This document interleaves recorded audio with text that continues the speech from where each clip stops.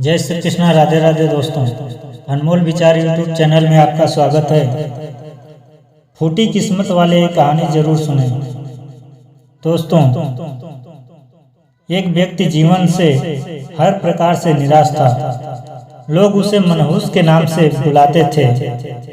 एक ज्ञानी पंडित ने उसे बताया कि तेरा भाग्य फला पर्वत पर सोया हुआ है, तू उसे जाकर जगा ले तो भाग्य तेरे साथ हो जाएगा। बस क्या था, वो चल पड़ा अपना सोया भाग्य जगाने। रास्ते में एक जंगल पड़ा तो एक शेर उसे खाने को लपका। वो बोला, भाई मुझे मत खाओ, मैं अपना सोया हुआ भाग्य जगाने जा रहा हूँ। शेर ने कहा कि तुम्हारा भाग्य जाग जाए तो मेरी एक समस्या है, उसका समाधान पूछते लाना।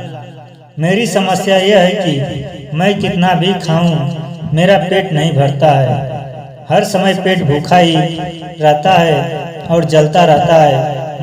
मनहूस ने कहा, ठीक है। आगे जाने पर एक किसान के घर उसने रात बिताई। बातों बातों में पता चलने पर कि वो अपना सोया भाग्य जगाने जा रहा है। किसान ने कहा कि मेरा भी एक सवाल है आपसे, अपने भाग्य से पूछकर उसका समाधान लेते आना।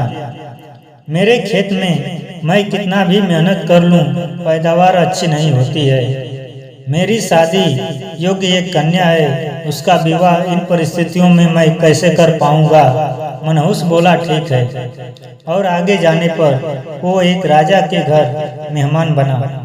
रात्रि भोज के उपरांत राजा ने ये जानने पर कि वो अपने भाग्य को जगाने जा रहा है, उससे कहा कि मेरी परेशानी का हल भी अपने भाग्य से पूछते जाना। मेरी परेशानी यह है कि कितनी भी समझदारी से राज्य चलाता हूँ, मेरे राज्य में अराजकता का बोलबाला ही बना रहता है। मनहूस ने उससे भी कहा, ठीक है। अब वो पर्वत के पास पहुंच चुका था। वहां पर उसने अपने सोए भाग्य को झिझोर कर जगाया। उठो उठो, मैं तुम्हें जगाने आया हूँ। उसके भाग्य ने एक अंगड़ाई ली और उसके साथ चल दिया। उसका भाग्य बोला, अब मैं तुम्हारे साथ हरदम रहूंगा। अब वो मनहूस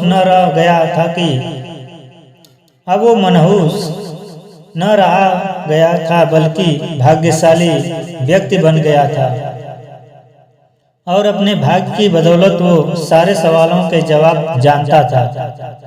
वापसी यात्रा में वो उसी राजा का मेहमान बना और राजा की परेशानी का हल बताते हुए वो बोला, चूंकि तुम एक स्त्री हो और पुरुष वेश में रहकर राजकाज में संभालती हो, इसलिए राज्य में अराजकता का बोलबाला है। तुम किसी योग्य पुरुष के साथ विवाह कर लो, दोनों मिलकर राज्य भार संभालोगे तो तुम्हारे राज्य में शांति स्थापित हो जाएगी। रानी बोली, तुम ही मुझसे ब्याह कर लो और यही रह जाओ। भाग्यशाली बन चुका वो मनहूस इनकार करते हुए बोला, नहीं नहीं, मेरा तो भाग्य जाग चुका है, तुम किसी और से विवाह कर लो।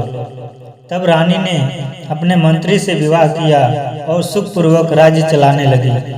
कुछ दिन राजकीय मेहमान बनने के बाद उसने वहां से विदा ली। चलते चलते वो किसान के घर पहुंचा और उसके सवाल के जवाब में बताया कि तुम्हारे खेत में 7 कलश हीरे जवाहरात के गड़े हैं। उस खजाने को निकाल लेने पर तुम्हारी जमीन उपजाऊ हो जाएगी और उस धन से तुम अपनी बेटी का विवाह भी धूमधाम से कर सकोगे। किसान ने अनुग्रहित होते हुए उससे कहा कि मैं तुम्हारा शुक्रगुजार हूँ, तुम ही मेरी बेटी के साथ विवाह कर लो। पर भाग्यशाली बन चुका हुआ व्यक्ति बोला कि नहीं नहीं, मेरा तो भाग्योदय हो चुका है, तुम कहीं और अपनी सुंदर कन्या का विवाह करो। किसान ने उचित वर देकर अपनी कन्या का विवाह किया और सुखपूर्वक रहने लगा। दोस्तों, कुछ दिन किसान की मेहनतबाजी ने भोगने के बाद वो जंगल में पहुंचा और शेर से उसकी समस्या समाधान स्वरूप कहा कि यदि तुम किसी बड़े मूर्ख को खा लोगे तो तुम्हारी ये सुधा शांत हो जाएगी।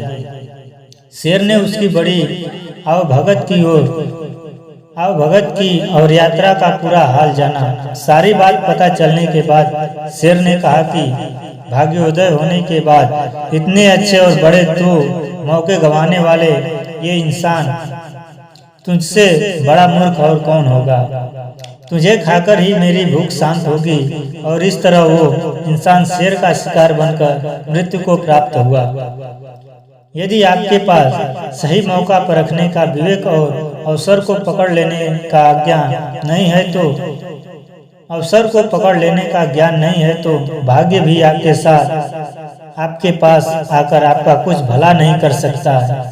भाग्यशाली वो नहीं होते जिन्हें सब कुछ अच्छा मिलता है, बल्कि वो होते हैं जिन्हें जो मिलता है उससे वो अच्छा बना लेते हैं। धन्यवाद दोस्तों। राधे राधे, जय श्री कृष्णा।